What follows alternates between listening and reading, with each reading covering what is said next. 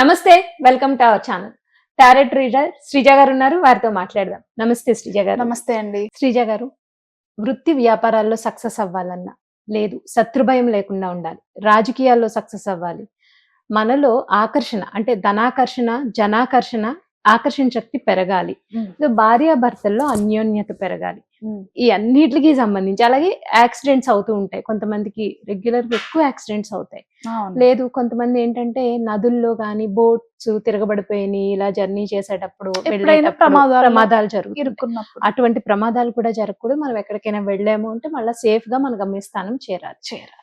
So ఇవన్నీ మనకి positive గా జరగాలి అంటే మీరు ఏం చెప్తారంటే ఎటువంటి పూజ, ఎటువంటి దేవీ దేవతను ఆరాధించాలి, వాళ్ళకి ఎటువంటి పూజ చేయాలని చెప్తారండి పరిహారంగా? ఓకే, ఇప్పుడు మీరు చెప్పినట్టుగా భార్యాభర్తలు ఇద్దరి మధ్యలో కూడా ఆకర్షణ శక్తి పెరగాలి. అంటే ఈ మధ్య కాలంలో మనం చూస్తూ ఉంటాము, ఒకప్పుడు రిలేషన్ బానే ఉండేది, ఇప్పుడు బాగుండట్లేదు అనే విషయాల్లో చాలా మంది. లేకపోతే ఎప్పుడూ కూడా మా ఇద్దరు వ్యక్తిగత విషయాల కంటే కూడా వేరే వ్యక్తుల వల్ల తరచుగా అంటే థర్డ్ పర్సన్స్ వల్ల ఎక్కువగా గొడవ పడుతున్నాము. వాళ్ళు క్రియేట్ చేసే మాటల వల్ల, లేకపోతే వాళ్ళు చెప్పడం మాటల వల్ల ఇద్దరికి డిస్టర్బెన్సెస్ వస్తున్నాయి అనుకునే వాళ్ళు కావచ్చు. ఇలా దాంపత్య జీవితంలో ఉన్న ప్రాబ్లమ్స్ ని సాల్వ్ చేసుకోవడానికి కానివ్వండి, అలాగే ఎవరికైతే వృత్తి వ్యాపారాల్లో సడన్ గా అరే మనకి సేల్స్ తగ్గాయి, లాభాలు తగ్గాయి, కమిటెడ్ గా చేయాల్సిన పేమెంట్స్ చాలానే ఉన్నాయి, శాలరీస్ కావచ్చు, ఆ స్టోర్ యొక్క రెంట్స్ కావచ్చు, లేకపోతే మనం స్టాక్ తెచ్చుకుంటూ ఉంటాం. అన్నిసార్లు మనం డబ్బులు పెట్టే కొంతమంది క్రెడిట్ రూపంలో కూడా తెచ్చుకుంటారు. కాబట్టి కమిటెడ్ గా ప్రతి మంత్ ఇంత పే చేయాలని, లేకపోతే ఆల్రెడీ మన చెక్స్ అక్కడ ఉంటాయి. వ్యాపారంలో అంటే లేనిపోని భయాలు కానివ్వండి, లేదా సడన్ డౌన్ ఫాల్.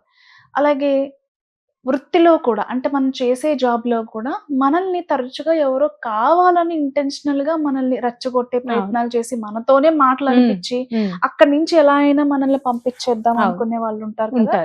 అలా కానివ్వండి, లేదు మనకి కావాల్సుకుని ఇంటెన్షనల్ గా వాళ్ళు ఏవో క్రియేట్ చేస్తున్నారు, మనకి కలిసి రావట్లేదు, మన ప్రమోషన్స్ ఆపుతున్నారు, మన శాలరీ ఇంక్రిమెంట్ ఏదైనా వస్తుందని ఎక్స్పెక్ట్ చేసినప్పుడు అవ్వనివ్వకుండా ఏదో ఒక పాలిటిక్స్ క్రియేట్ చేసి ఆపేస్తున్నారు, లేదా ఆన్ సైట్ ఆపర్చునిటీస్ రావట్లేదు, లేదు మీరు ఎక్కువ మంది నావీలో పనిచేస్తారు అంటే 6 months సముద్రంలో ఉంటారు, 6 months బయట ఉంటారు, అలా ఆ ఉద్యోగాలు చేసే వాళ్ళు కానివ్వండి, డాక్టర్స్ కానివ్వండి, ఎలాంటి వృత్తి వ్యాపారాలు చేసే వాళ్ళైనా సరే.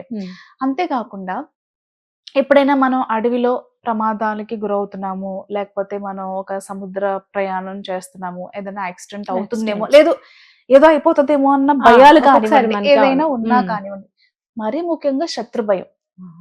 శత్రువులు ఎక్కువ ఉన్నారు, ఏదో సందర్భంలో వచ్చాయి కలహాలు, శత్రువులు పెరిగారని అనుకుందాం. ఎప్పుడు మనల్ని ఏం చేస్తారా, లేకపోతే మనకేం హాని కలిగిస్తారా, మన బిజినెస్ కి ఏమి అంటే ఏదో ఒకటి క్రియేట్ చేసి అది ఆపేయడం లాంటివి చేయటాలు క్రియేట్ చేస్తూ ఉంటారు కదా.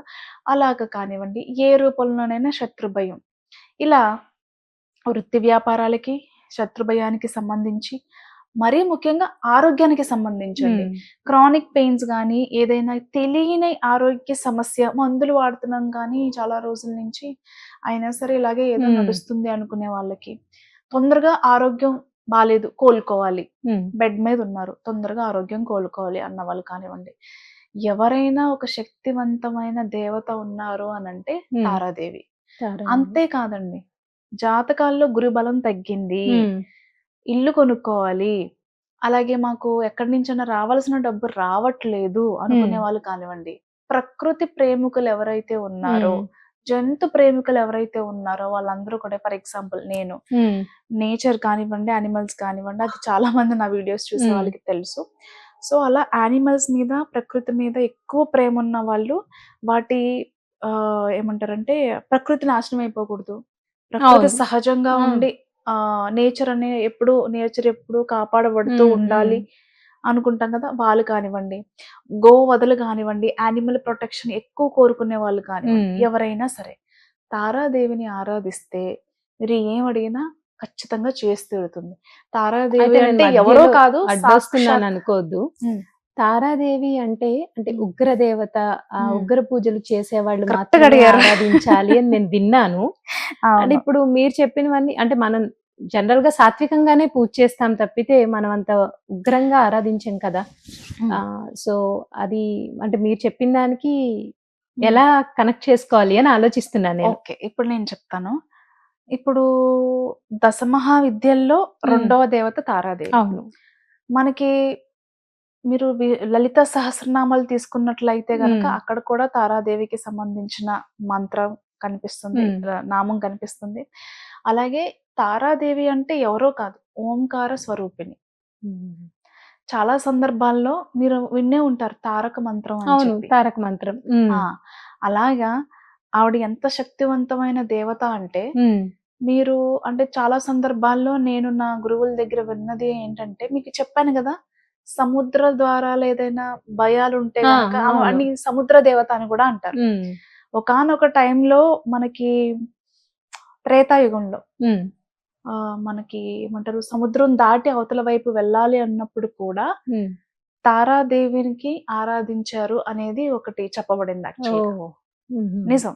అంటే తారాదేవి అంత శక్తివంతమైన దేవత అన్నమాట. కష్టాల నుంచి గట్టెక్కించడంలో తారాదేవి ముందుంటారు.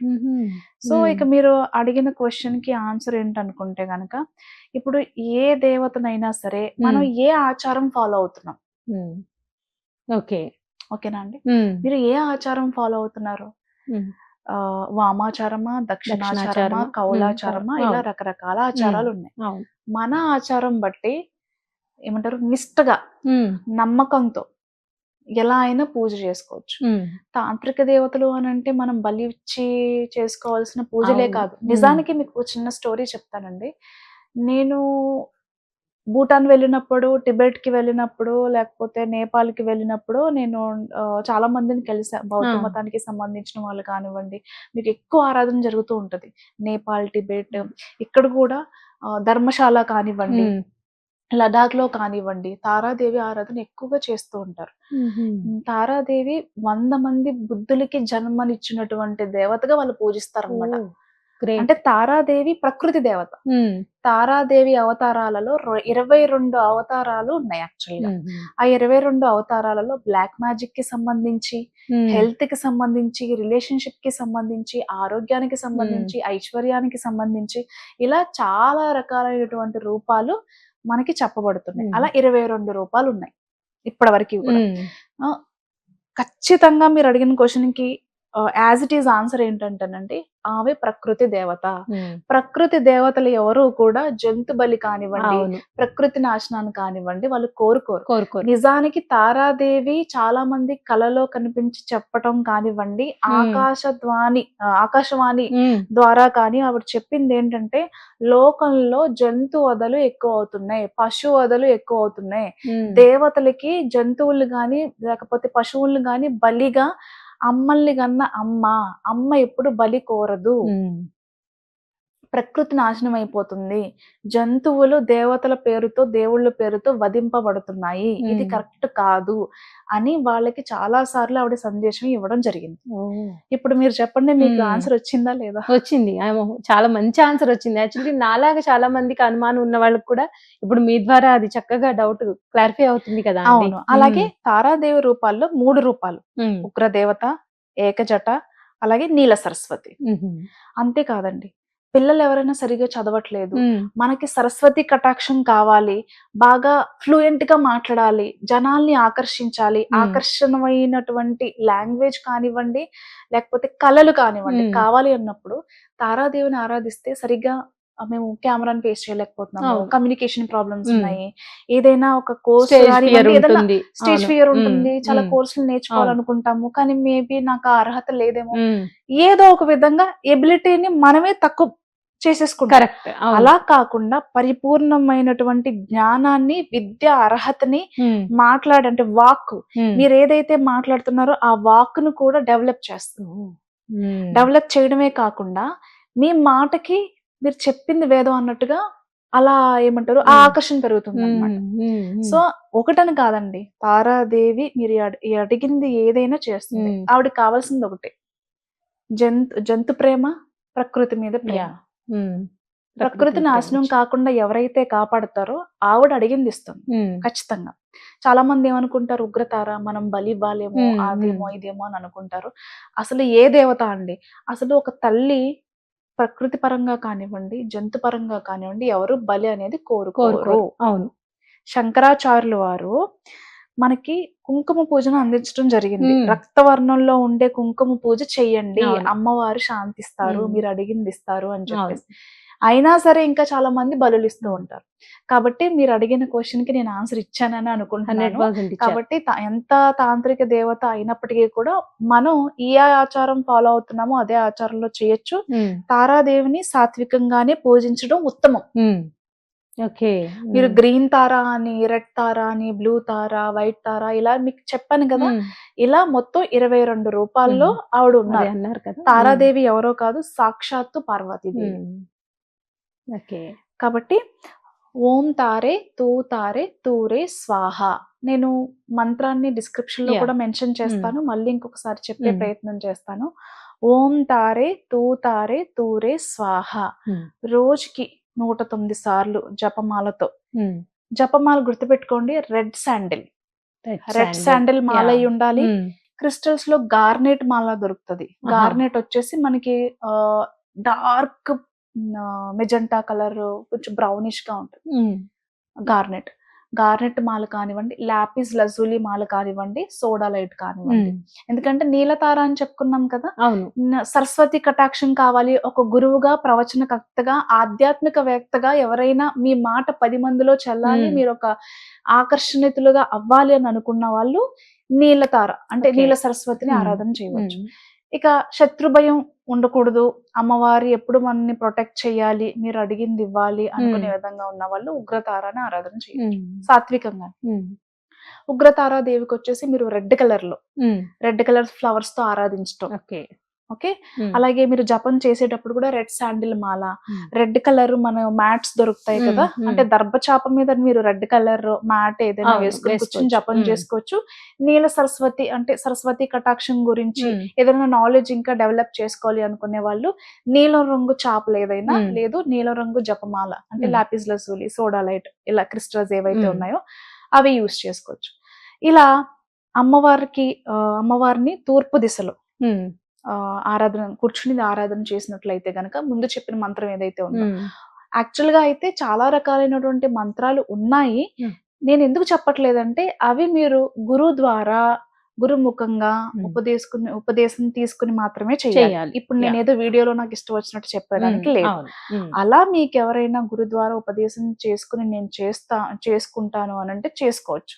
బట్ ఇప్పుడు నేను చెప్పేది అందరూ అందరూ. చేసుకోగలరు, Yeah, అందరూ అందరూ చేయొచ్చు. చేసుకోవచ్చు. ఉమ్, అండ్ బుద్ధిస్టులు కానివ్వండి, మనలో ఇక్కడ ఎవరైనా ఇక్కడ చేసే వాళ్ళు కానివ్వండి, రెగ్యులర్ గా చేసే ఉమ్, మంత్రం అయితే ఉమ్. ఇది అందరూ చేసుకోవచ్చు, ఎలాంటి దోషం ఉండదు. ఉమ్. మీరు చక్కగా పాలు ఆ, ప్రసాదంగా పాలు. ఏం పెట్టచ్చు అని ఉమ్. అడిగితే గనక పాలు, ఉమ్, కాచిన పాలు చక్కగా అమ్మవారి దగ్గర పెట్టేసి దీపం పెట్టండి. ఆవు నెయ్యి దీపం అయినా పర్వాలేదు, నువ్వుల నూనె దీపం అయినా పర్వాలేదు. Yeah. అలాగే బెల్లంతో బెల్లం ముక్క కానివ్వండి, అరటిపళ్ళు కానివ్వండి, బెల్లంతో చేసిన పాయసం ఉమ్. అమ్మవారికి పరమాన్నం లేదా ప్రసాదంగా. క్షీరాన్నం. ఉమ్, ఇలా క్రమం తప్పకుండా నేను చెప్పినటువంటి ఈ ఉమ్, మాల విషయంలో, చాప విషయంలో ఉమ్. కావచ్చు, లేదా ప్రసాదం విషయంలో ఉమ్. కావచ్చు, ఇవన్నీ ఫాలో చేసుకుంటూ ప్రతిరోజు సాయంత్రం 7 గంటల తర్వాత ఉమ్, మీరు సాయంత్రం చాంటింగ్ చేసుకుంటే చేయాలి. గనక, ఈ చాంటింగ్ ఏదైతే ఉందో ఉమ్. అంటే మన జపం ఏదైతే ఉందో చేసుకుంటే, ముందు నేను చెప్పినటువంటి ప్రాబ్లమ్స్ ఫేస్ చేసే వాళ్ళు ఎవరైతే ఉన్నారో వాళ్ళందరికీ కూడా నిజంగా అమ్మవారు తన బిడ్డల్లాగా యాక్సెప్ట్ చేసి ఉమ్. ఎలాంటి ప్రాబ్లం అయినా సరే వాళ్ళ దగ్గర నుంచి దూరం చేసేస్తారు. రైట్. నిజంగా మీరు చెప్తుంటేనే చాలా పాజిటివ్ గా అనిపించింది వినడానికి. ఆవిడకి కావాల్సింది ఒకటేనండి, ఇలా ఎవరైతే ఈ ఆవిడకి పనులు ఇష్టమైన కూడా, పనులు yeah, చేస్తున్నారో చేయాలి. ఉమ్, వాళ్ళకి మాత్రం ఖచ్చితంగా అమ్మవారి ఉమ్, కటాక్షం ఉంటుంది. ఉమ్.